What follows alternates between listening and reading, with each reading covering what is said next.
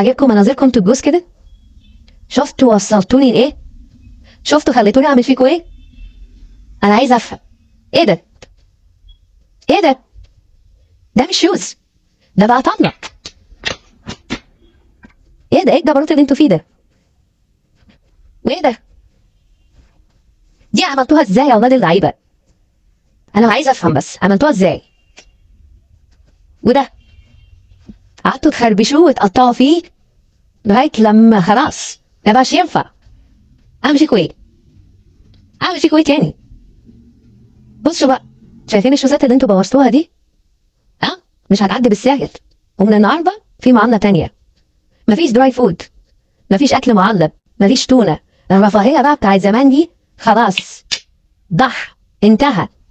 من النهارده انا هتعامل معاكم على اني مربي دجاج في البيت.